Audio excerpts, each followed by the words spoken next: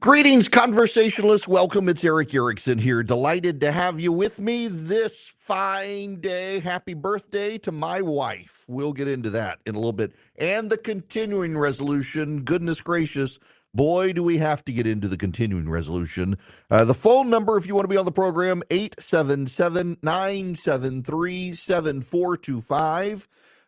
You can text Erick, E-R-I-C-K, to 33777. Be sure to get the podcast and the live stream. Particularly, I'll be back with you. I'm going to be gone on Monday, and I'll be back on Christmas Eve on Tuesday with the Christmas show. Had a great conversation with Pastor Joby Martin down in Jacksonville for that show, and have several other great conversations for you to listen to, in addition to a lot of the other stuff for the Christmas Eve show. It'll be great.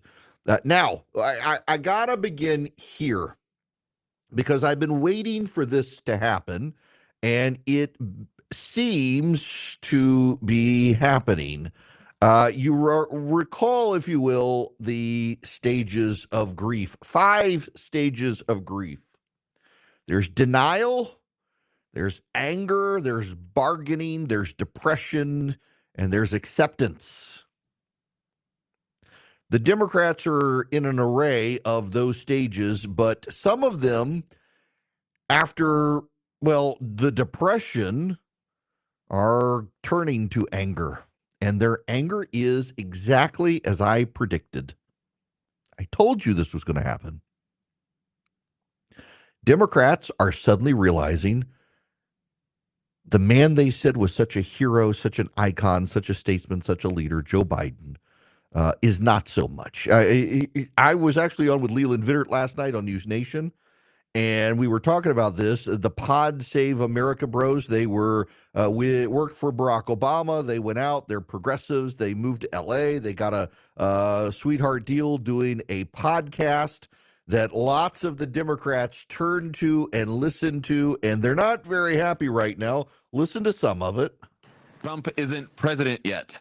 A fact that's getting easier and easier to forget as Joe Biden seems to be disappearing from the public stage as his term comes to an end. Joe Biden believes in tradition and institutions, and we should only have one president at a time. And I think it's a surprising choice to allow it to be Donald Trump. Wow. Now, here's the notable punchline for those guys from Pod Saves America. If you remember the fundraiser in Hollywood that George Clooney and Barack Obama did, and the video came out of Joe Biden having to be led off stage by Barack Obama. Conservatives pointed this out, that look at the full clip, not the short clip, look at the full clip, and Barack Obama has to have his hand on Joe Biden's back the entire time, leading him off stage. Something's wrong.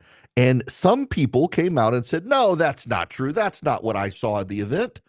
Only for it to turn out that George Clooney himself and others after that event were like, yeah, something's not right here. And Clooney tried to deflect a little bit and said, the guy on that debate stage you seen in wasn't the guy I saw just a few weeks ago. Something's happening. Others came out and said, yeah, actually, Joe Biden was clearly off that night on that stage.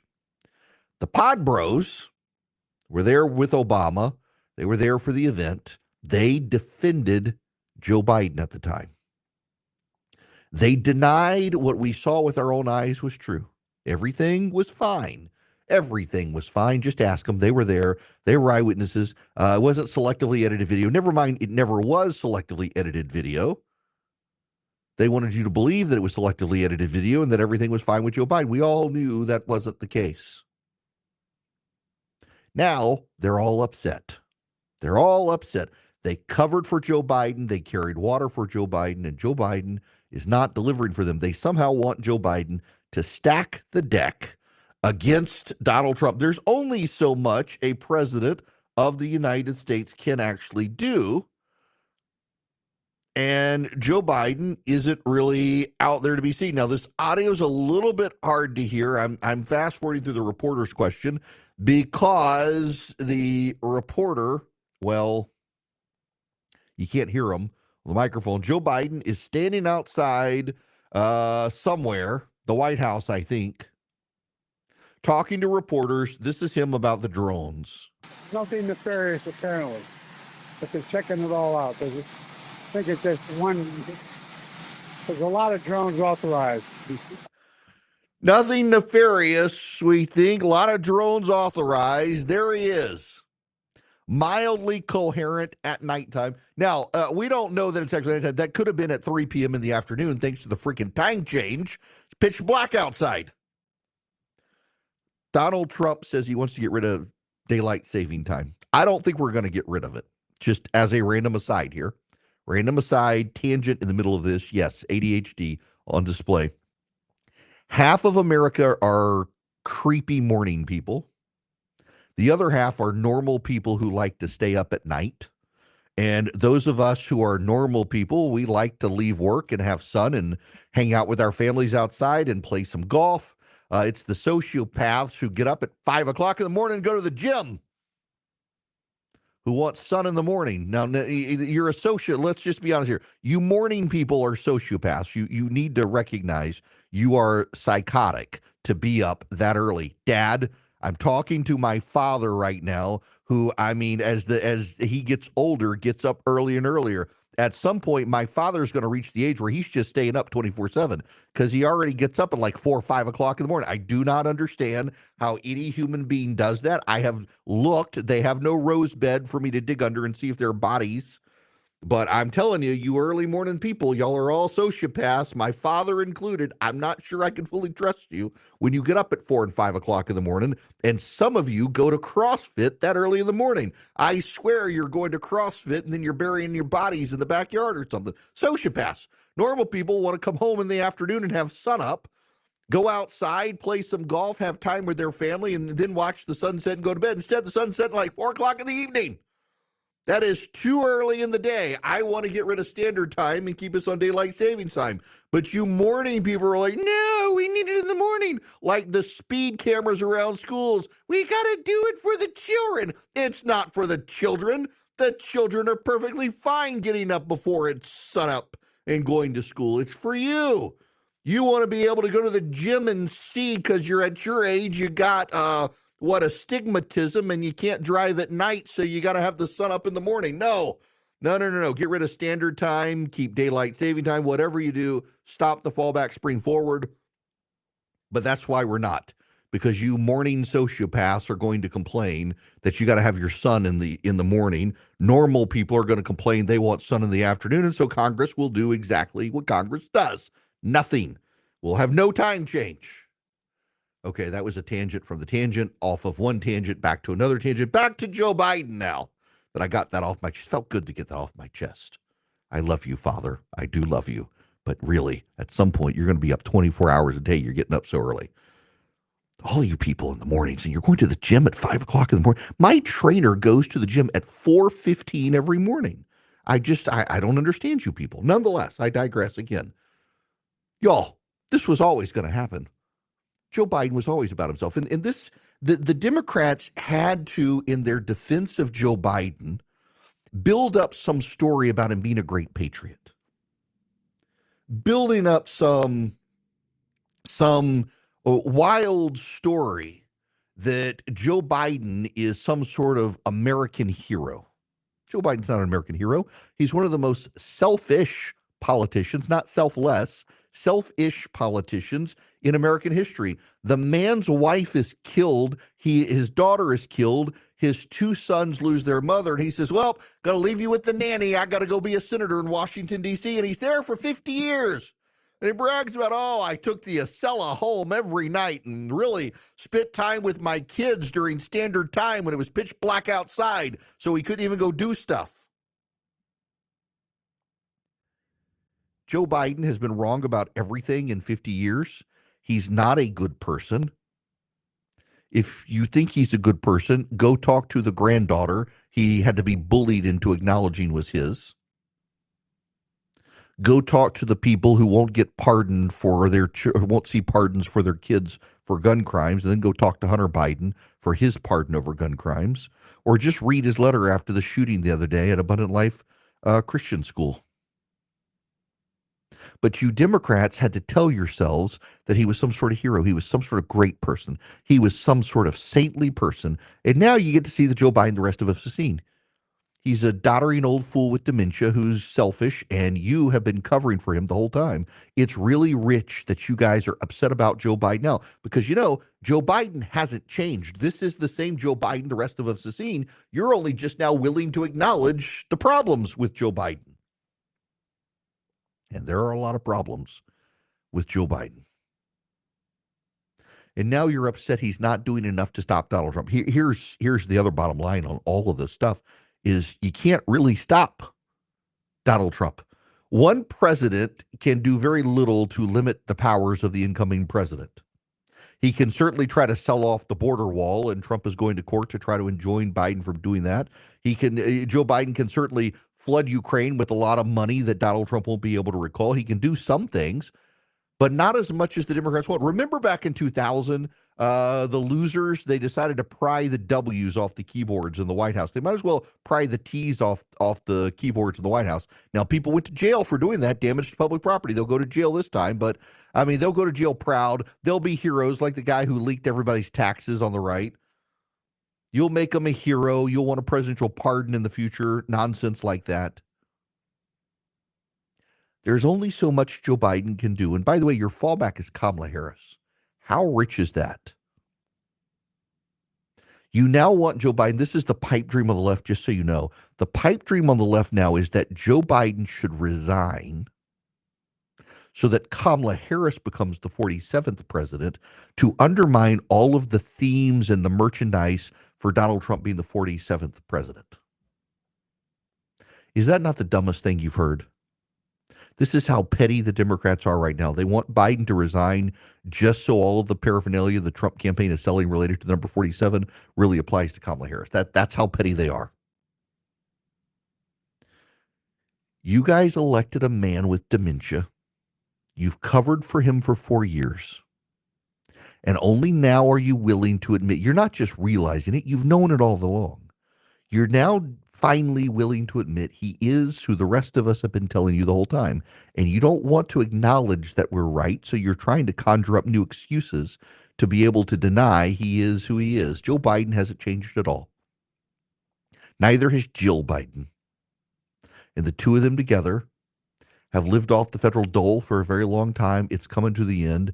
And you're ludicrous if you think he's somehow going to resign before they cart him off. There's no way. And you're ludicrous to think that Joe Biden is going to take the steps you want him to take to stop Donald Trump, when the fact of the matter is Joe Biden's as mad at you as you are at him. He is convinced that he could have beaten Donald Trump. He's convinced of it still. Yes, friends, this may be news to you, but Joe Biden is actually convinced, had the Democrats not thrown him overboard, he'd be on course for re-election as president of the United States. That's how absurdly arrogant and depraved Joe Biden is. He thinks he could have won and that Kamala Harris was just a weak candidate. The Democrats, in other words, are getting exactly what they deserve from all of this.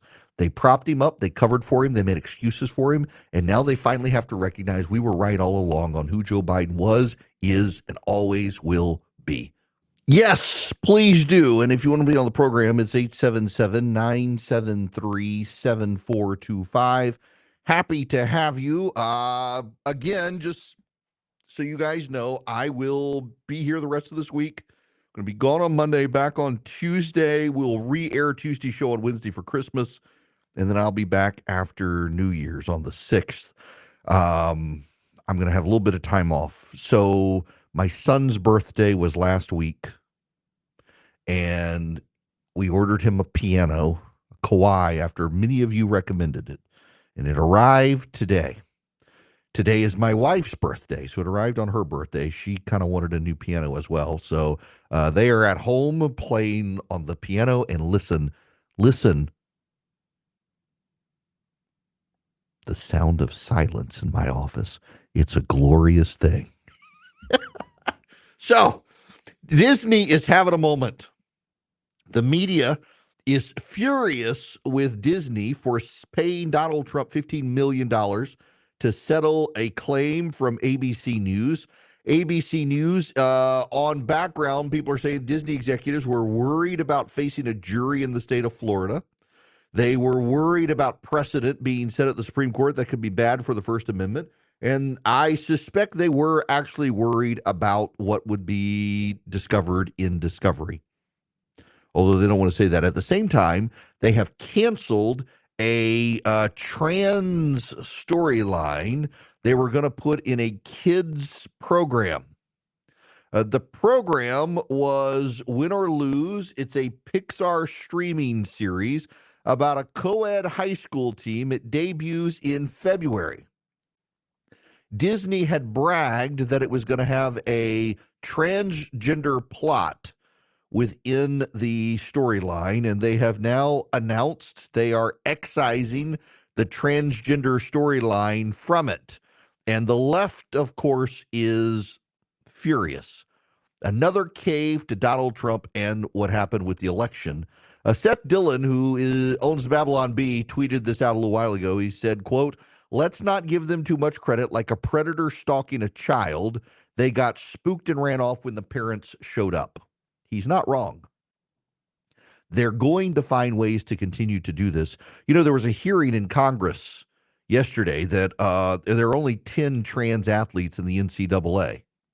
And the Democrats say, well, if there are only 10 out of 510,000 NCAA athletes, maybe there's nothing to be worried about. And when the response is, you're right, we shouldn't have to reorder society to accommodate just 10 trans athletes.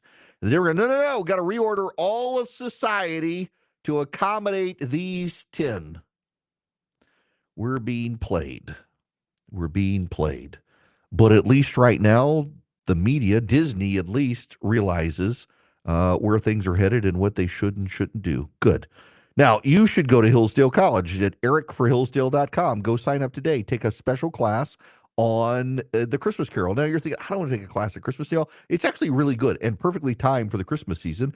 It's a series of lectures on video. You do at your own pace by an assistant professor of English at Hillsdale College. You get a certificate after you've done it, certify you've taken this class at Hillsdale College. And you learn about the deeper meanings and themes within Charles Dickens' Christmas Carol. It's perfect for this time of year. And you also get to experience what makes Hillsdale College so unique. Not only that, you can sign up for Imprimus completely free. Imprimus comes to your mailbox every month with the latest thinking of the conservative movement. This month actually has a great piece from Kevin Roberts in it from the Heritage Foundation. All you got to do, go to erickforhillsdale.com, ERICK, erickforhillsdale.com. Sign up for Hillsdale College. Take this class on the Christmas Carol. Take Imprimus for free. Get their podcast. They've got such great stuff. Erick, ERICK, erickforhillsdale.com. Sign up and start a relationship with Hillsdale College today. Welcome back. It is Erick Erickson here across the nation. The phone number, 877-973-7425.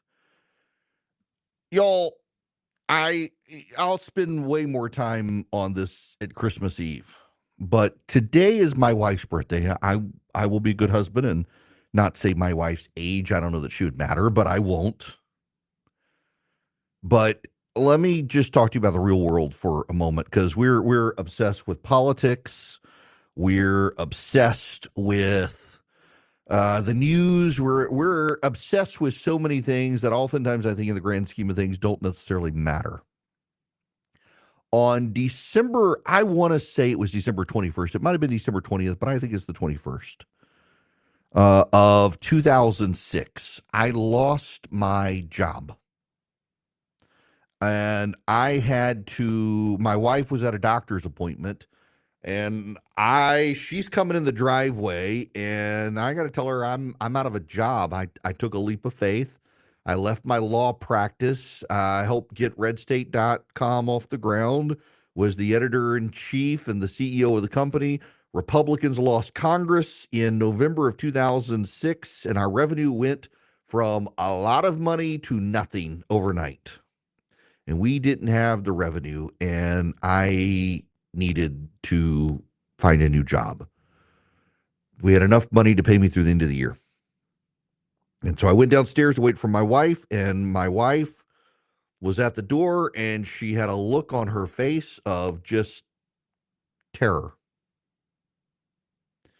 And she came in and said she had to pack her stuff and go to the hospital. She had been at a doctor's appointment over some stuff they had found in her lungs during an exam, and She had a blood clot in her jugular vein, which is very, very rare, very hard to do just because of the high rate of blood flow through your jugular vein. To have a blood clot there is something. And so she had to go to the hospital.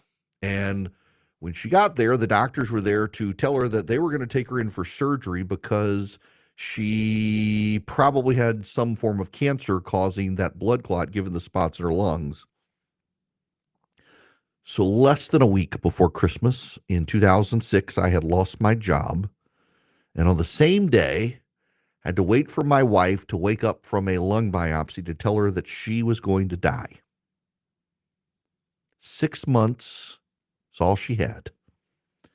Less than a week before Christmas in 2006.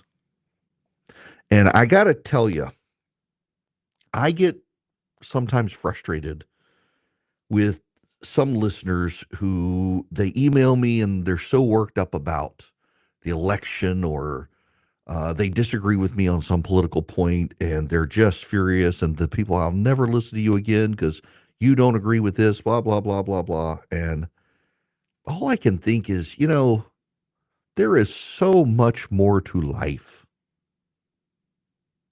than whatever it is you're worked up about. I literally had to tell my wife she was going to die.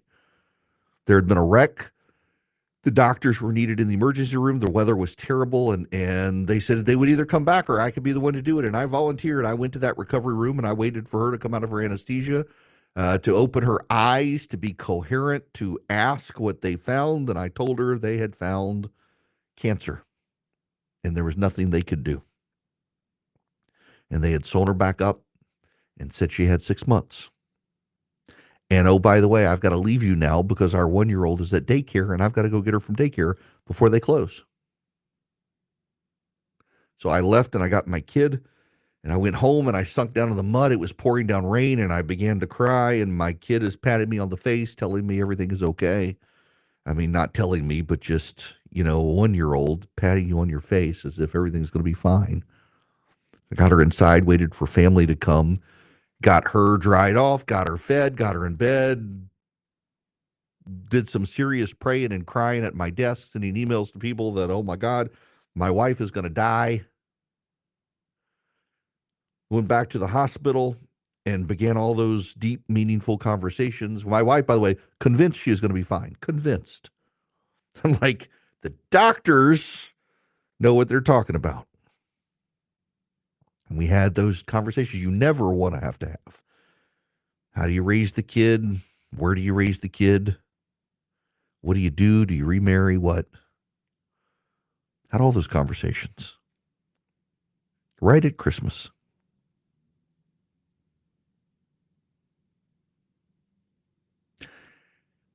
The doctors came in the next day, thankfully. Said they had looked again and they really weren't sure what she had in her lungs, but they were pretty sure maybe it wasn't, after all, this rare form of cancer that had spread into her lungs from elsewhere. Thankfully, they were right. They sent the sample off to the Mayo Clinic. And right before Christmas in 2006, we got the reprieve. She would not be dying. She had much longer than 6 months to live. And however awful that was, the twist in this, you can say luck, providence, whatever. I go with the word providence. Had they not misdiagnosed her in 2006, fast forward 10 years, 2016, 10 years ago, or 8 years ago from now, I was being wheeled into a cardiac ICU unit, given 24 hours to live. My lungs had filled up with blood clots.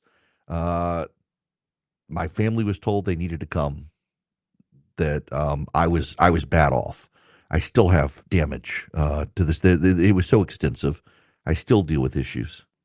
But I was fine. But as they're wheeling me in, my wife was calling me saying, hey, the Mayo Clinic called me. They think I've got lung cancer. As I'm trying to call her to tell her, hey, you need to get your family. I've got 24 hours to live. Maybe. It was a wild, wild day. My wife's parents took her out to the Mayo Clinic in Arizona. I wasn't allowed on an airplane. Took her to the Mayo Clinic. They did another lung biopsy, her second. Then sure enough, had they not misdiagnosed her in 2006, they would have never known to even think that she might have lung cancer, and she does. Stage 4. It's genetic. There is no cure. And again, you can call it luck, you can call it providence, whatever you want to say. The doctor who really was the expert on this cancer and who helped develop the medicine that keeps people who have this cancer alive is at Emory University just up the road from us. And so the doctors at the Mayo Clinic were like, we would love to be your doctors, but the expert is an hour from your house as opposed to across the country from you. So that guy is her doctor. And the medicine works for 2 years. So 8 years ago, in October of 2016, my wife was put on a medicine and said she would have 2 years. It would buy her 2 more years of life. We enrolled our kids at a new school. My wife, unbeknownst to me, had a meeting with the principal and the headmaster and told them they were going to have to promise her to take care of her kids because she wouldn't be there. My wife's mom died when she was in first grade.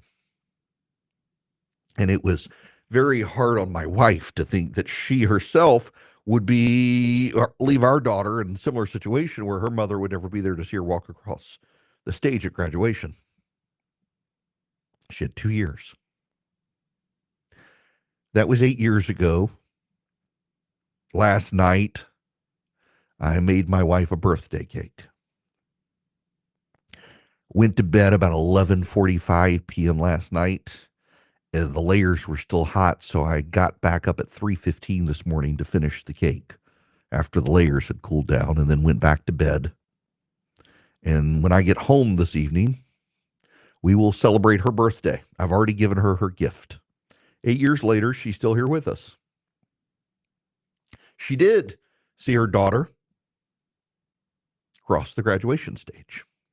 We hope she'll be here in 2 more years to see our son cross the graduation stage. We don't know.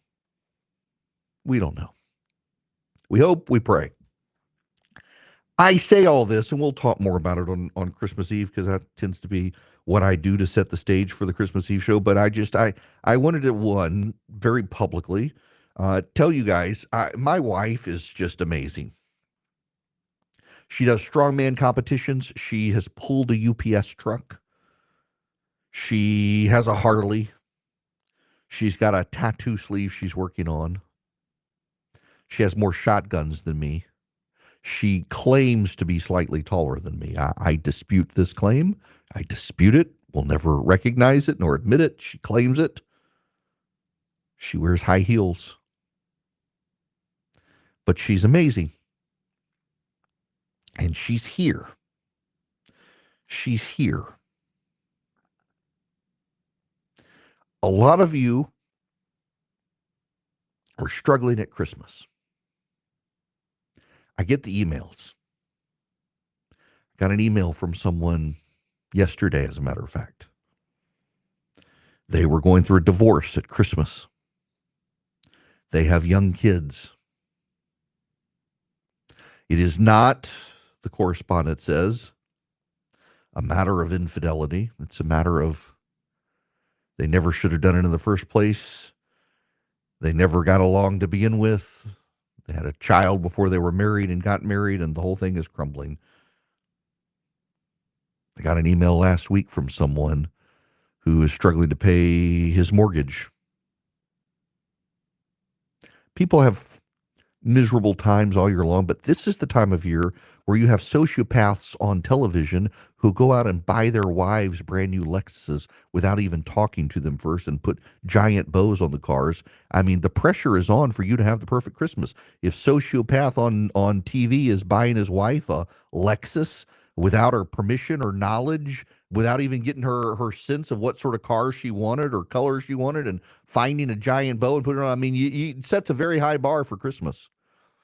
All the TV shows, all the catalogs, all the magazines in the aisle at the checkout at your local grocery store, they got the perfect tree, they got the perfect cake, they got the perfect Christmas, they got the perfect bows on the perfect presents. You got a very high bar. You have a very high bar. And then some of you are so excited because your guy won the election. Some of you are depressed your gal lost the election. Some of you are beside yourselves because you think the world is going to hell in a handbasket. Look at what's going on in the world. Look at the school shootings. Look at the headlines. Look at the wars. Look at all this stuff. I want to tell you, as we head into Christmas and you're fretting about your last minute shopping and your perfect ham or your perfect turkey or your perfect present or your perfect bow, it's all a bunch of garbage. It is a pressure put on yourself.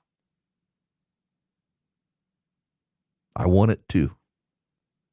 But there are so many more important things in life.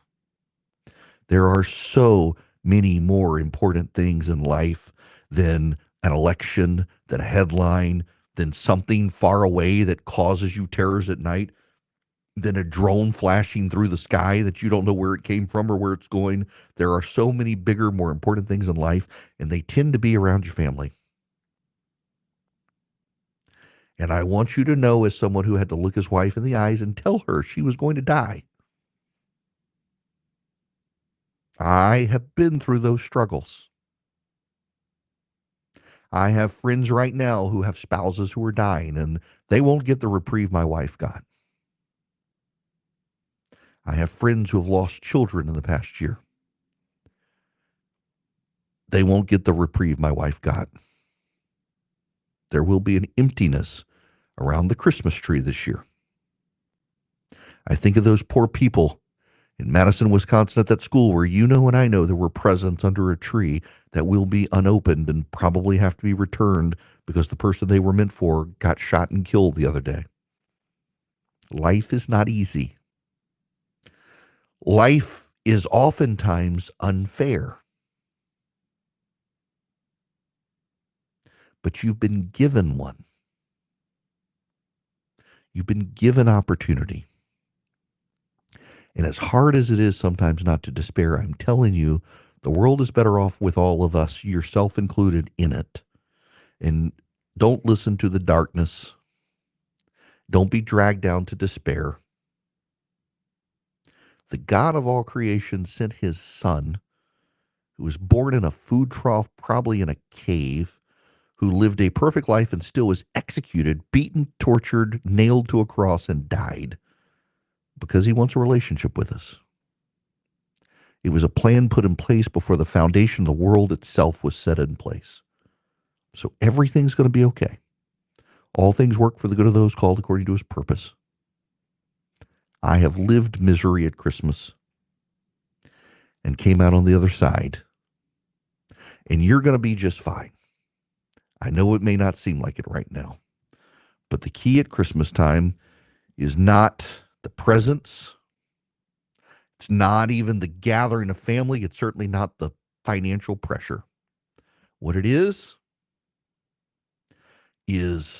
that relationship you can have with the Almighty, with your family. But I just want you to know, as we head into talking about raw politics on the other side of this break, that life is too short to be worried about politics when you've got a neighbor who could use a smile or you yourself could use one. Love your neighbor. That matters so much more than who won an election. Now, let me tell you about Americans for Prosperity before I get out of here. AFP would love to have you involved. You want to make some great connections and build some new relationships with people. They've got chapters in just about every state, and they have activists involved who are fighting for common sense conservative solutions. They'd love to have you involved with them. Go to americansforprosperity.org/volunteer today. americansforprosperity.org/volunteer. Sign up with AFP. You'll learn how to be an effective conservative activist. You'll get all the facts and figures to be the smartest person in your circle of friends. They can teach you how to knock on doors to persuade neighbors or show up at local or state governments, make persuasive cases for you and your family. Americansforprosperity.org/volunteer. Americansforprosperity.org/volunteer. I'm a member too. Love to have you with me. Americansforprosperity.org/volunteer. Hello and welcome. It is Erick Erickson here across the nation. The phone number is 877-973-7425 if you want to be on the program. When we get back, top of the hour, we'll go through how bad the continuing resolution is and why the Republicans are going to pass it anyway. My friend Kat Kamek, Congresswoman from Florida, I saw last night on Instagram. She put up a post that conservatives in the House need their own OnlyFans account, considering how often they get screwed. It's a very funny line. I was at my office late last night. I had to do a TV interview, and then I had to get stuff ready for when I'm on vacation. Had to get stuff ready for my Christmas Eve show. Record some interviews with some folks, and I had on in the background the crypto golf match in Las Vegas. First of all, they did it, and it was night, which was kind of wild. They had Shadow Creek, a golf course I've always wanted to play out in Las Vegas. They had it all lit up. Night golf is a big thing in Japan. It's kind of wild to see it. The shadows mess with you, but it was interesting because it was the two live players, Bryson DeChambeau and Brooks Koepka, playing against Rory McIlroy and Scotty Scheffler, basically number one and number two in golf. And the live guys don't really qualify for those sorts of rankings these days. And it was all the live players have essentially insisted that they're as good as the PGA. And Bryson DeChambeau is a brilliant player, seems like a very nice guy, but it really wasn't close. And I realized that things change and that that people can have bad rounds, but McIlroy is notorious for messing up at the bitter end. In fact, Bryson DeChambeau beat him in the U.S. Open golf match at Pinehurst this year because McIlroy kind of choked at the end. But my gosh, Scheffler and McIlroy, both of them, by the way, really good guys, just head and shoulders above Koepka and DeChambeau. Bryson DeChambeau just seems like a nice guy. There's a story there for those of you unfamiliar. Just he had a very, very negative reputation and has just completely rebuilt it. It just seems like a really, really nice guy. But what a mess. What a match. All right, when we come back, the CR.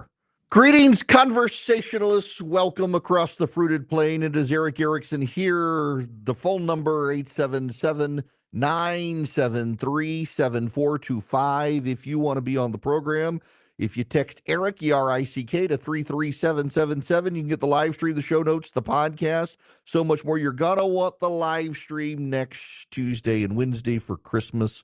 We'll have the Christmas show. By request, actually, I'm going to replay my conversation with, gosh, what last name escapes me all of a sudden? The former president of the Bart Barber. Duh. I'm like Bart Barber, who was the president of the Southern Baptist Convention, who a couple years ago at Christmas time, I talked to him, and he and his family were dealing with his mother, who had Alzheimer's. It was a great, great show, and several people said, "Would you please, just because of things they're going through in life, replay that?" I'm happy to, and have an interview with Joby Martin from Church 1122 down in Jacksonville, Florida, and several other great ones for you Tuesday, and we'll re-air on most stations on Wednesday. Some stations just running music all day, which is understandable. Keep staff limited. Not have to deal with this, but we'll be here on air nationwide on the 24/7 feed. If you text Erick to 33777. Kat Kamek is a friend of mine from the state of Florida. She is a member of Congress. She is one of the funniest people you will meet. And yesterday, after the continuing resolution came out, she put up a tweet that read, "Conservatives in the House of Representatives should start an OnlyFans account given how often we get screwed." The CR is bad, and the CR is bad, and a lot of conservatives are not going to vote for it. And it's probably going to pass. Among other things, the legislation will exempt members of Congress from Obamacare. Remember, when Obamacare passed, one of the conditions was members of Congress would have to go into Obamacare. This continuing resolution is going to pull members of Congress out of Obamacare. Not their staff, mind you, just the members of Congress. It's a terrible deal. Here is my friend. The conference. Well, let me reset this. My friend Chip Roy, congressman from Texas, was interviewed about this deal. The conference needs to decide whether we're actually serious about spending. And they talk about, well, we got to do mandatory spending reform and bend the curve.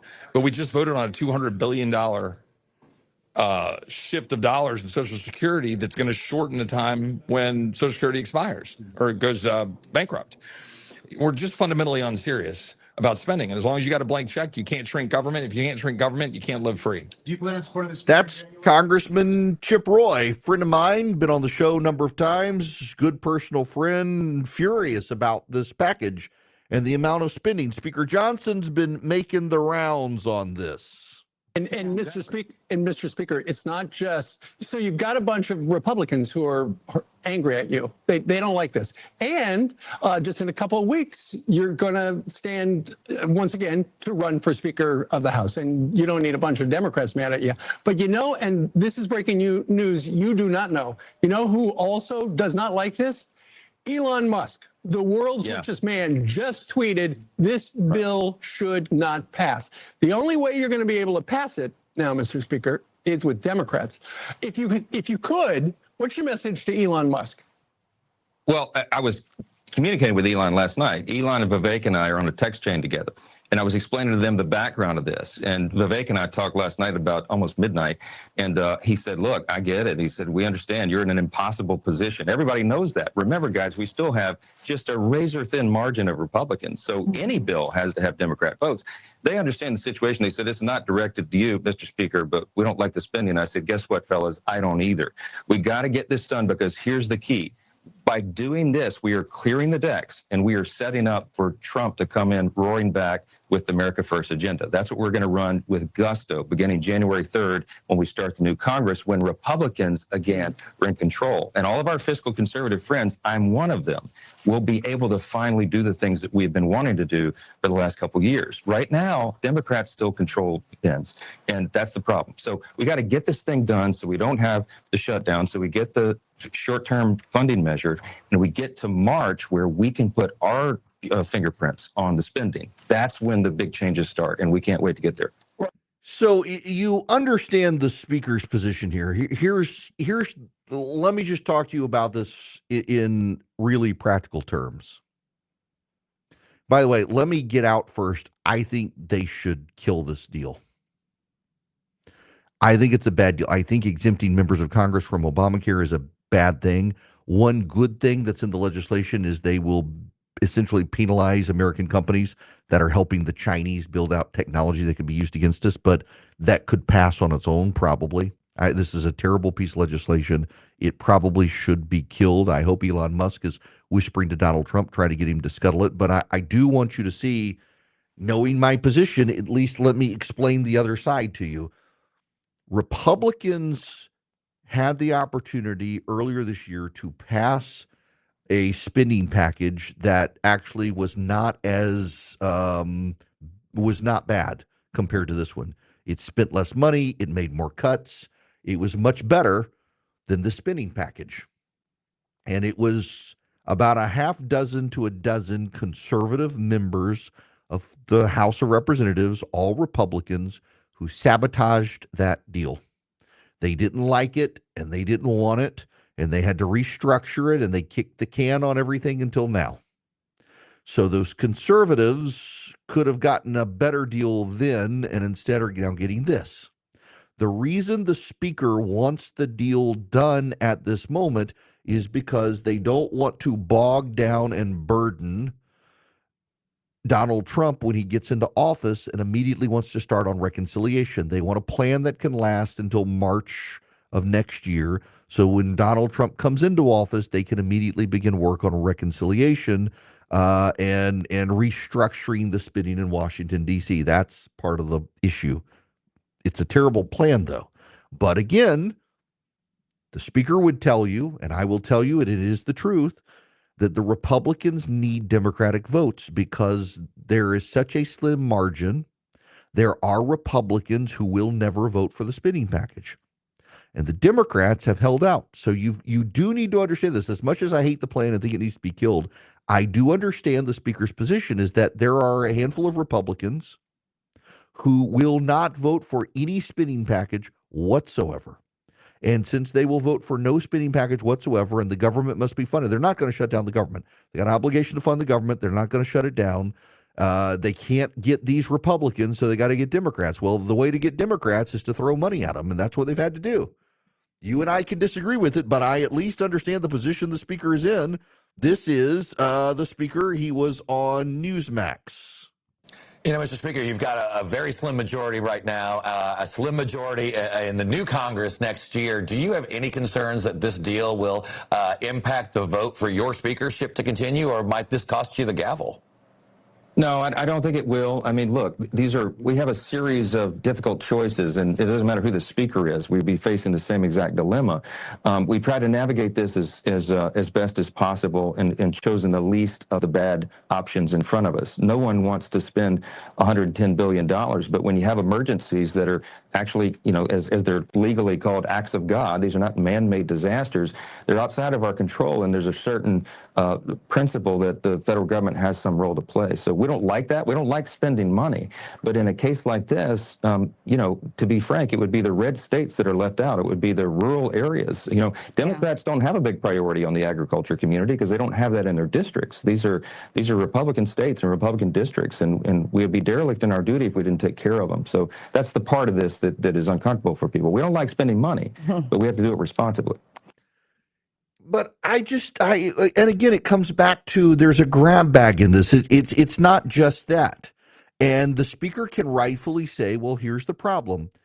We can only lose maybe 3 Republican votes. And there are 6 Republicans who won't vote for any spending package under the sun unless we're rolling back government. Therefore, we have to have Democrats to get this passed to fund these rural areas and to fund natural disaster package for North Carolina, Georgia, and the like from the hurricanes, and to get those Democrats, since we've lost so many Republicans, 6 Republicans, which isn't a lot, but they'll never get them.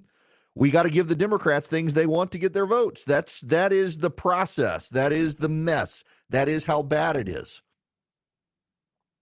The Republicans could, in a room together, come up with a spending package, but there would probably still be 4 or 5 Republicans who would refuse to vote for it. So the speaker's left going to Democrats, and the Democrats want a lot. They should still kill it. The reasons they should kill it are, there are a multitude of reasons, chief among them being that they have exempted members of Congress from Obamacare. And that in and of itself is a very bad deal. It also includes a provision that would give lawmakers a pay raise for the first time since 2009. It's a cost of living adjustment that Congress has blocked for years. Some staffers, by the way, will be exempt from Obamacare. Some staffers with their members of Congress will be able to get out of Obamacare. I think that in and of itself is enough to kill this legislation. They got to get rid of that language. I understand the speaker's position, and I'm not going to attack the speaker on this because when you can only lose 3 Republicans and you're guaranteed on any spending package to lose 6, he's got to cut a deal with the Democrats. There is literally nothing Mike Johnson can offer these 6 Republicans to get them to vote for any spending package short of cutting the government. And if he does give them what they want, he's going to lose, guess what? A dozen or so other Republicans. He's going to lose more Republicans if he were to give these 6 what they wanted. So he's got to go find as few Democrats as possible to get it across the finish line. And those Democrats came with a list of demands. He's in an unfortunate position. He wanted the position, said all the time, I feel like he's the dog that caught the car and now doesn't know what to do. I would rather a conservative speaker like Mike Johnson be in that position than a spendthrift who's just going to throw money and cut deals and do earmarks and things like that. He doesn't want to do that, but it's still a terrible package. I recognize he's done what he can do, but I think if there's a provision in there that allows members of Congress to get a pay raise and get off Obamacare at the same time, and I'm not actually someone who opposes giving a pay raise. They haven't had one since 2009. Pretty much every American in some capacity has had a pay raise since 2009. I don't mind that, but getting rid of Obamacare and giving them a pay raise at the same time, in addition to it's a massive, massive spending package. I don't think all these Republicans who've gotten priapism from DOGE, the Department of Government Efficiency, and claim they want to help cut government, I don't think that they should be voting for something like this. And a lot of them are out of one side of their mouth saying they love this Department of Government Efficiency, bring on Elon Musk and Vivek Ramaswamy and let them cut government. And on the other side of their mouth saying, yeah, let's add $110 billion and cut nothing. You got to cut something. You got to cut something. And the first thing you can cut is members of Congress going back on Obamacare. This is a bad piece of legislation. I understand the Speaker's unfortunate position he's in with such a narrow majority and at least 6 Republicans always voting no on these spending packages. But this is a bad one and needs to die. Oh, excellent. And this is what happens if the spending package is killed? This is the problem, and also why they're waiting until the very last minute to trot it out. There's a government shutdown. The government runs out of money on Saturday. So if they don't pass the continuing resolution by this weekend, there's a government shutdown right before Christmas, no less. And Congress has to stick around. That is, just so you understand exactly why this happened. It is not a coincidence that the Republicans and Democrats together conspired to make sure that the continuing resolution comes up the week before Christmas, and that they waited until 2 days before Christmas to get it to a vote, meaning a vote in the Senate may spill over to Saturday for it, because they know members of Congress don't want a government shutdown at Christmas, with news stories about poor government employees not getting paid at Christmas and poor members of Congress having to stay in Washington, D.C. That is exactly why they timed it, and that is exactly why they should do a government shutdown. Members of the media have spent the entire year calling Donald Trump Hitler and all the Republicans enablers of Hitler. Stop being scared of them blaming you for a government shutdown. Democrats want an escape from Obamacare. That in and of itself is why you should shut down the whole government to get that clause out of the continuing resolution. If you got to work over Christmas time, work over Christmas time. We'll all be fine. Everyone is going to be sheltered in place for Christmas anyway. Shut down the government, stay in Washington, and come up with a better plan. I understand you want to get this done now so Donald Trump doesn't have to deal with it when he comes into office January 20th. That is a perfectly reasonable position. But to carve out members of Congress from Obamacare after that was one of the conditions for getting it passed, and to do this massive spending package with a lot of bad stuff in it, including expanding the Department of State's program that combats misinformation that continually targets conservatives, and funding DEI in government. Shut it down. Shut down the government. Work over Christmas. I don't care if you work over Christmas. Redo this. This is a bad deal. I understand the Speaker's position, but it's a bad deal. A great deal is going to visioncomputers.com or calling them at 404-COMPUTE and getting them to build you a computer. If you go to 404-COMPUTE or visioncomputers.com, they can build you a computer, save you money, and give you their 5-star customer service, where if you ever have a question, you call them and they give you the answer faster than Google search. They can even remote in if they need to. They can help you with printer support, email support. And if you buy a computer from Vision Computers, they will copy everything from your current computer to your new computer. So when you turn it on, it's just like your old one, except it's better. It's faster. It's going to last you. 404-COMPUTE's their phone number. If you tell them I sent you, you're going to get an even better deal. Now, let's say you need a last-minute present for a family member who they're in the gig economy, mom and dad. They sit at Starbucks all day working. For $179, you can get them Vision's 5-star customer service, where if they ever have a computer problem, they call Vision, and Vision takes care of them. You don't even have to have your computer from Vision to do it. And if you tell them I sent you, save more money. 404-COMPUTE or visioncomputers.com. Any one of you nationwide can take advantage of it. 404-COMPUTE. Greetings, conversationalists. Welcome. It's Erick Erickson here. Belinda, I'm sorry I made you cry. I just saw your note on the call screening. I'm sorry. Did it to myself as well. There is minor breaking news, major for some of you. Elon Musk has just tweeted out, quote, Any member of the House or Senate who votes for this outrageous spending bill deserves to be voted out in 2 years. This could be scuttling. I mean, look, as House Republican leaders who elevated Elon Musk into an authority on federal spending, deciding to cooperate with him on setting up the Department of Government Efficiency, and now this, it sounds to me like they might need to listen and scuttle the plan.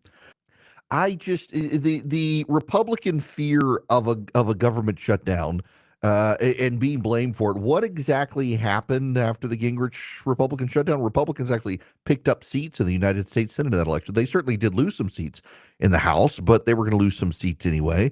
And ever since, Republicans were like, "Oh, we're going to be destroyed." No, look, I've been through multiple government shutdowns now. Bob, thanks for the phone call. And Republicans have not been brutalized at the polling. And by the way, we've already had the election. If you shut the government down right now, people will have forgotten about this government shutdown by the next election, which will be in 2026. You've got 2 years before the next election, and Republicans are pooping their britches saying, "Oh my gosh, the voters, they're going to blame us." No, they're not. They're not even going to remember the government shutdown. Shut it down. Do a better deal. Here's part of the problem. It's 1,500 pages. 1,500 pages. No one's going to be able to read it. No one's going to be able to read it. You got a congressional pay raise.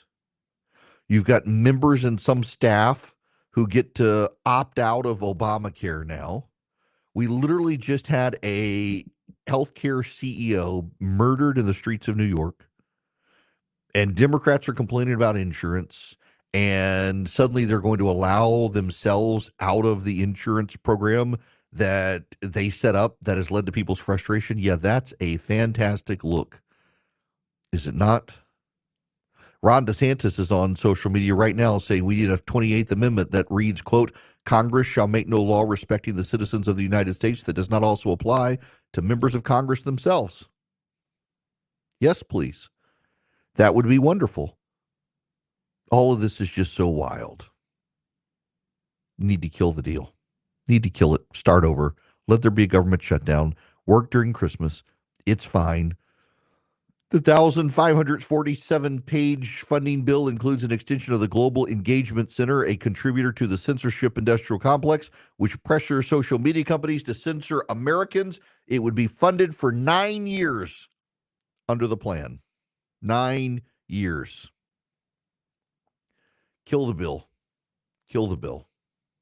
Now, again, I just so you understand, don't hear this as an endorsement. I'm just trying to explain to you the position of the Speaker of the House, who is unquestionably a conservative. He's the first evangelical social conservative Speaker of the House in American history. Here is his position, and it is twofold. One, deal with these issues now so that Donald Trump doesn't have to take bandwidth away from tax cuts and reconciliation and reform when he gets there. Even if it's not a good plan, it's still a better plan than what the Democrats would do, and it keeps Donald Trump from being bogged down with something that's not his fault. All of the spending, everything was put forward with Biden and the Democrats in charge, and so just carry it into the new year so then it can be dealt with next year in a different way with Republicans in charge of everything. It's unfortunate, but do it, because we shouldn't punish Donald Trump with the Democrats' policies. That's number one. Number two is we have three votes we can lose, and we're guaranteed to lose them because there are Republicans in Congress who refuse to vote for any spending package whatsoever unless we give them exactly what they want. And if we give them exactly what they want, we will lose more Republicans than that. So we have to, one way or the other, cooperate with Democrats to fund the government. The government must be funded. It is an obligation. As Speaker of the House, I have that obligation. Whether I like it or not, I have to do it. Therefore, This is the best of a bad situation. It's a terrible bill. I don't like it either, but this is the reality. Whether you like the rationale or not, he's in an unfortunate position. Again, I'm not going to take shots at the speaker on this because I recognize his unfortunate position, but also I still think it needs to be killed. I think it is bad, and I think the GOP should do a better job, and I do think that they should not be exempting themselves from Obamacare. If the Republicans are too chicken to repeal Obamacare, they should force themselves into the program.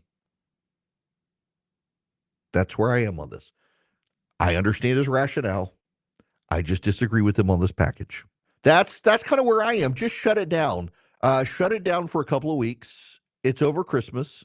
The FAA is still going to be funded, so y'all can fly home and get back.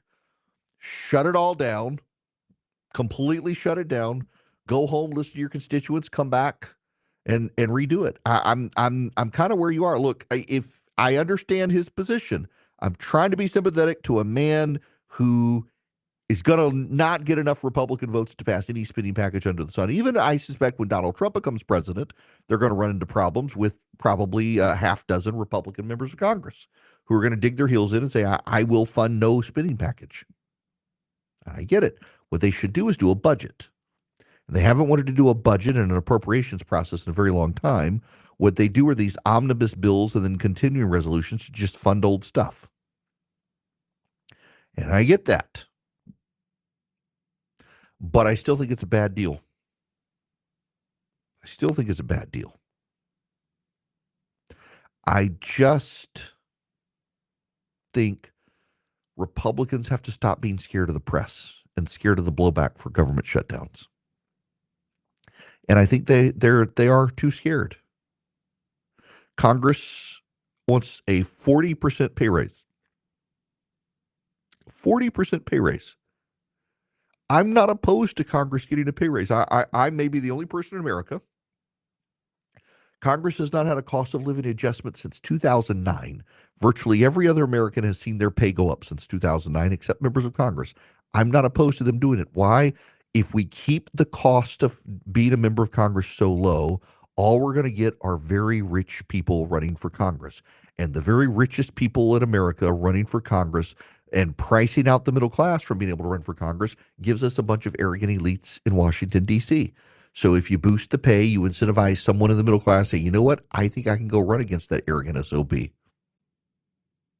I'm not opposed to it, but I am very opposed to Republicans who are too chicken to kill Obamacare, passing legislation to pull themselves out of Obamacare while keeping everyone else stuck in Obamacare. That one I'm very much not happy with, and I think they need to reconsider it. That's a boneheaded move for the GOP to do. Now, let me tell you about Old Glory Bank before I get out of here. It would be a boneheaded move for you not to go check out Old Glory Bank. You can get your form filled out online and get a bank account with them. That's what I did over a year ago, well before they started advertising. I went to oldglorybank.com and I filled out the application online, and I got a no-fee checking and a no-fee savings account. Why did I do it? Because I had read in the Wall Street Journal about this bank starting that was by conservatives for conservatives, because so many conservatives were seeing big banks turn off their accounts and close their accounts. In fact, I have sent half dozen businesses there, including one that was a gun store, that its bank sent them a letter with a certified check of all their funds and said, we're no longer going to do business with you. They didn't say why, but we all know it's because they're a gun store. And this particular bank has been pressured by progressive activists to shut down those accounts. And so they went to Old Glory Bank and got their business checking with Old Glory Bank, and they've loved it. Even though they're an online bank, they have sent people to businesses that want loans to spend time with them, to get to know them, to build a relationship with them. They're great people. It's a great bank, and I'm happy to do my banking with them. oldglorybank.com. You can fill out the form online. You get your account online. They have a great app. They've got a great debit card structure. They really are great. You can do mortgages. You can do lines of credit. You can do CDs. You can do car loans. It's a real bank, headquartered out of Oklahoma. oldglorybank.com. oldglorybank.com. Member FDIC, equal housing lender. Terms and conditions apply. Welcome back. It is Erick Erickson here. The phone number 877-973-7425. Lister Carol emailed and asked me what I want for Christmas. I have to be honest with you guys. I am the hardest person to buy a Christmas present for because generally I just buy it. I mean, I've definitely hit dad mode where it's like, oh, I think I want this, so I buy it.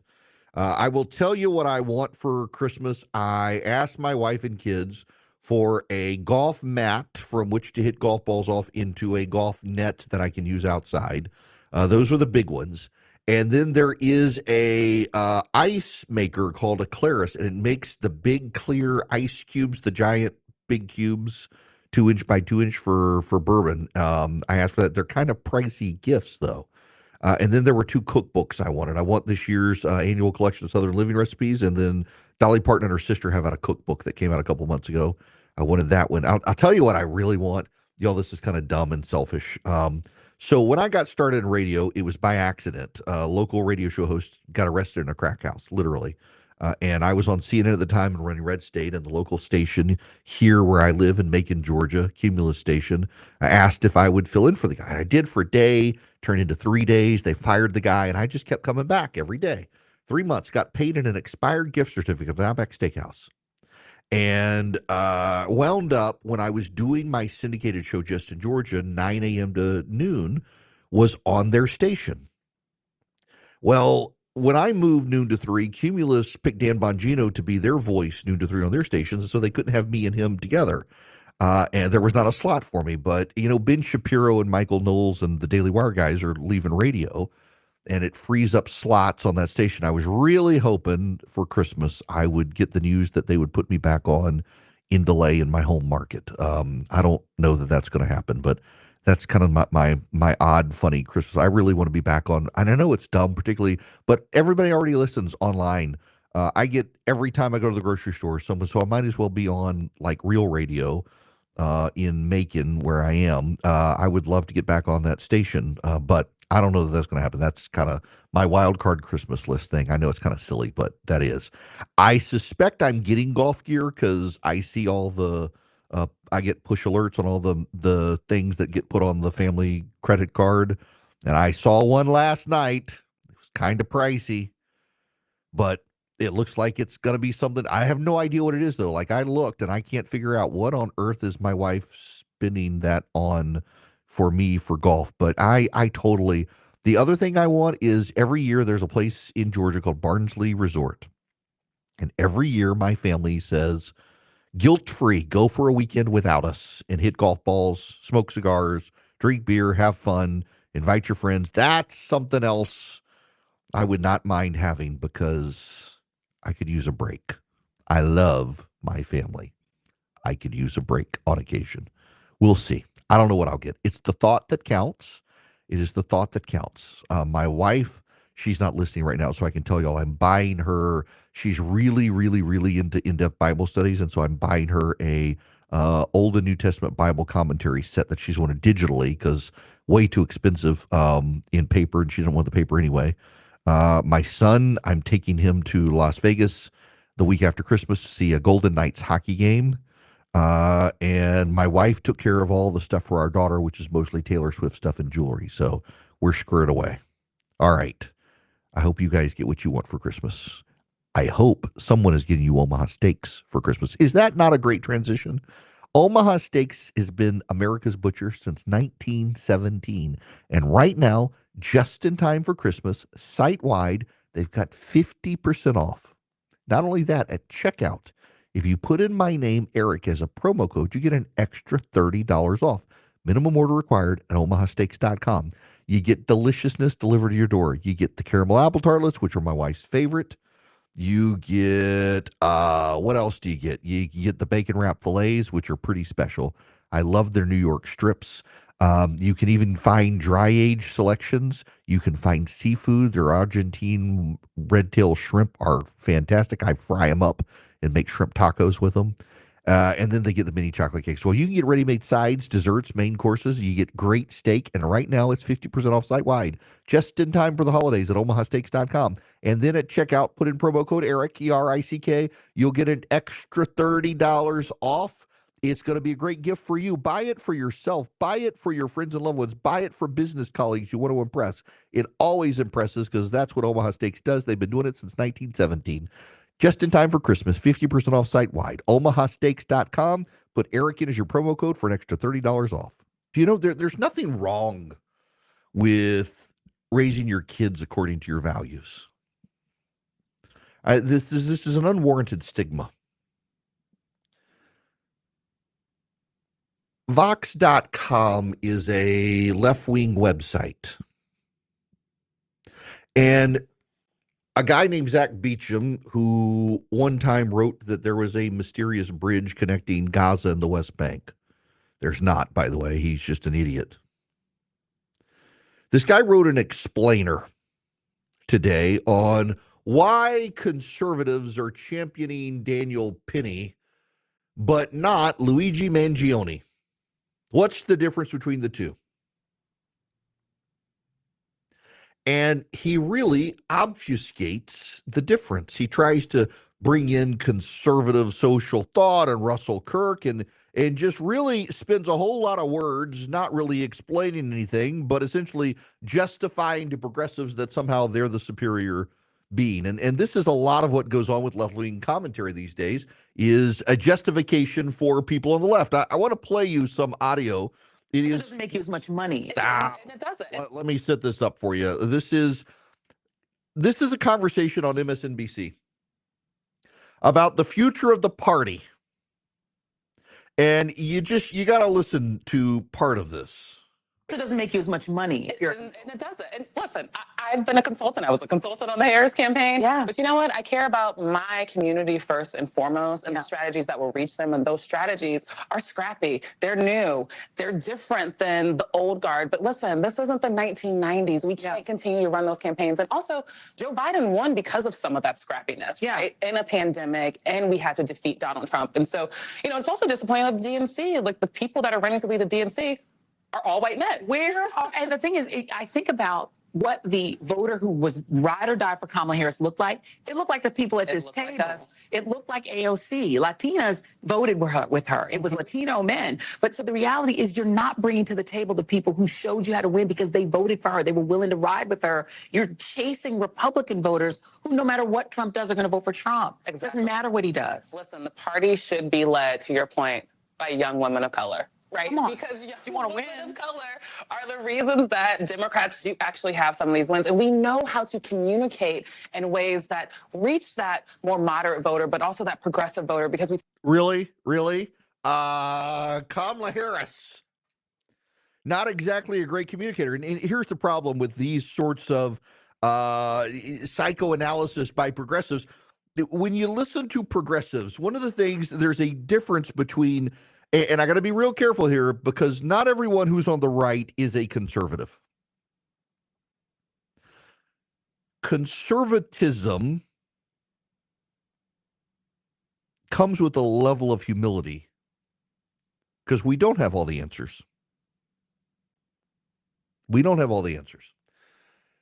Are you a superlapsarian or an infralapsarian? I'm a superlapsarian. I bet you have no idea what that means unless you've been to seminary. Infralapsarian and superlapsarian. Did God set about the whole plan of redemption before or after Adam and Eve encountered the fruit in the garden? Did he put the whole plan in place before creation, before the first day of creation? Or did he do it after the fall? He did it before everything. Before he created everything, he knew exactly what was going to happen, how it was going to play out, designed it that way, and I have no idea why. But whether you're an infralapsarian or superlapsarian, there's a difference between the two, but also there's a humility that comes with you're never really sure, and you don't really know the answer. Why on God's good earth did he set this whole thing up? I have no idea. So there's a level of humility there, and that level of humility comes not just from faith, but also if you're a conservative, here's the thing. This goes to the Dunning-Kruger effect. We are all conservative about that which we know best. Every single person, however progressive you are, is conservative about that which you know best. And part of conservatism comes with a level of humility, and part of being an expert comes with a level of doubt. The people most convinced of something tend to be the people with the least bit of knowledge about that thing. The people who are most convinced, for example, and I'm going to step on some of your toes right here, the people most convinced the 2020 election was stolen are the people least expert in election law. The people most convinced the drones in New Jersey are UFOs are the people least knowledgeable about drones. The people most convinced that fluoride in American public drinking water causes brain damage are the people least knowledgeable about fluoride in drinking water. The people who are the most knowledgeable are willing to be challenged and willing to doubt and willing to explain and willing to engage. And progressives have no sense of humility. So they tend to be the dumbest people in the room who think they're the smartest. Progressives tend to think they need not know history because history is always new for them. One of the things Jonah Goldberg wrote in his great book, Liberal Fascism, is that progressives never need a sense of history because they always think they're on the right side of history and they have no need to learn from the past. They view the past as old, outmoded, racist, whatever. I personally think there's a lot to learn from the past. I try to pay attention to the past. I try to exercise some level of humility. And that gets into our education system. Take new math. So my producer is sending his kids to a classical Christian school that has embraced Singapore math. Singapore math, just so you understand, is Common Core. They've just changed the name. This is one of the things Common Core advocates do. And a lot of people and a lot of trend lines have decided, hey, we should rethink math. Math is no longer math. Math can no longer be the tried and the true method you and I used. It's got to be something new. It's got to be something shiny. They got to use blocks and models and draw it out and rethink it. They've changed math. And what you find in American educational systems is every 20 or 30 years, you have some new trend line that comes around and just screws everything up. Remember, for a long time, kids were taught to read and write by phonics, and it worked. And then they're like, oh, no, now we need the whole word method, and literacy declined. And guess what? They're moving back to phonics now. Eventually, they'll scrap the Singapore method, and they'll go back to real math. In education, they lack humility, and they always want the new and shiny. And part of that new and shiny is outmoded values in this country. Progressives don't like traditional values. And they've convinced themselves, well, those aren't traditional values. They are white man's values. And suddenly what we're generating are a bunch of monsters, ill-behaved monsters with no ethical core. So at Vox, the progressives are trying to explain to progressives how morally superior they are by why conservatives are distinguishing between Daniel Penny and Luigi Mangione. And by the way, it's progressives who see the opposite. Here's how I see Daniel Penny versus Luigi Mangione. Daniel Penny stopped a man from attacking other people, held him down, and the guy was still alive when he left Daniel Penny's care. And even if he wasn't alive when he left Daniel Penny's care, he was a threat to other people, and Daniel Penny was keeping people safe and then found not guilty by a jury of his peers. Luigi Mangione was not hurt by Brian Thompson. Brian Thompson was not a threat to him or his family, but he decided to become judge, jury, and executioner all in one. There is a bright and stark difference between the two. And yet we have a bunch of progressive kids in this country who can't distinguish between them, or to the extent they do, they think the man protecting people was the bad guy, and the guy taking justice into his own hands is the good guy. We're breeding an army of murderers in this country, in our public school system, in our elite institutions. This kid was an Ivy League grad who decided he could be judge, jury, and executioner in defiance of the whole of the American system, and the left is very happy with him and very upset that a jury of his peers let Daniel Penny off for daring to protect people on a subway system. And they can't understand conservatives and think, oh, we must be racist. The one guy was white and his victim was black, and the other were two white dudes, and that's why you're upset the white dude died and the black dude died. No, that's not it at all. But God forbid you have to understand morality. God forbid you have to understand law and order. And God forbid you have to understand real justice. People on the left are so arrogant and also so dumb. And they have taken over our cultural institutions and our academic institutions, and they wish to make your children dumber and more amoral or immoral. There are great public schools in this country. Don't get me wrong. There actually are really good public schools in this country. I have a number of relatives who are public school teachers, and they do a very good job. They are grounded in their faith, and they avoid all the woke nonsense. But even they can't deny that a bunch of woke progressives have invaded the academy, the elementary, secondary, and collegiate level to indoctrinate kids, not to teach them, educate them, and put them out into the world to become those with jobs and job creators, but to indoctrinate them into the values of the left. And the result is that 40% of kids, not kids, adults, 18 to 29, 40% of them thought it was perfectly fine for Luigi Mangione to gun down a healthcare CEO. It's not okay. And I suspect that most of that 40% are either a bunch of privileged, wealthy kids or a bunch of kids indoctrinated by a bunch of progressives in government-run schools.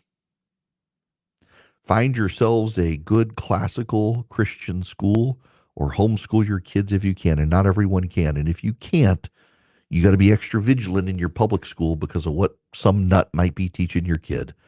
It's sad, but it's the reality. You got to ground your kids in faith, not in whatever the progressives want your kid to believe. Congressman Thomas Massie says he's going to oppose Speaker Johnson's re-election as Speaker of the House. Elon Musk and Vivek Ramaswamy are coming out saying they want the CR to die. I do too. But I sure do understand the position that the Speaker's in. The reality is this. Thomas Massie isn't going to vote for any continuing resolution. You got a 3-seat majority, basically. Thomas Massie isn't going to vote for any continuing resolution. I don't blame him, but the government will have to be funded at some point. And I know you and I can take the position, no, you don't have to fund it, but they're going to get it funded.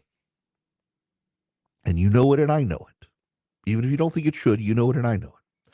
So Massey's down, Massey's gone. So now you can only lose 2 more, and you're going to find 2 more members of the House Freedom Caucus who say we're not voting for any spending legislation at all because those people exist. So now you got to rely on Democrats to get it funded. So you're going to start getting deals with Democrats. So it happens with the 3-seat majority. I like the Speaker of the House, Mike Johnson. I think this is a terrible deal that needs to be killed, but I also do understand his position. And sometimes it's hard for people to balance those 2 things together.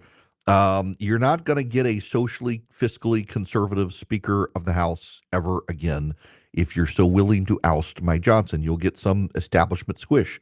And you can say Johnson's an establishment squish, but he's got an entire record in Congress prior to being Speaker of the House. His obligations are different from then, though. Right now, he is the Speaker of the whole House of the United States of America. He's not just the Speaker of the conservatives in the House of Representatives. It's a terrible position for a guy like that to be in. It's going to be difficult for him. And Marjorie Taylor Greene, by the way, who opposed the Speaker last time, says she will vote for the Speaker of the House this time on January 3rd. Donald Trump has told everybody, all the Republicans, he wants all of them to rally around Mike Johnson and get him reelected. But gosh, this is a terrible package, and it should. I get the position he's in. I'm sympathetic to it, but it's a terrible piece of legislation. A continuing resolution should not be 1,545 pages. This thing needs to die. By the way, they can't amend it. The rule says they cannot amend this legislation, so they need to vote against it. It's terrible. It's bad legislation. The phone number is 877-973-7425. When we come back, I will take your phone calls. Right now, I got to say, If you're looking for a special gift to give a loved one for Christmas and they are into smoking meats, I know some of you are looking at Traegers. There's a company over in Augusta, Georgia. This isn't an ad. This is not an ad. I wish they paid me. Tried to get them as an advertiser. There's a company called Rect. They're better than Traeger's, people. If you're looking at a pellet grill for Christmas, go with Rect, not Traeger. The build quality is better. They last longer. Their computer parts are made here. All of these companies, their parts are put together in China, but Rect puts its computer parts together here. They last a long time. They get hotter than a Traeger typically. They're far better. Rect, Recteq. They're in Augusta, Georgia. They're U.S. made, and they're wonderful people, and that's the pellet grill you want.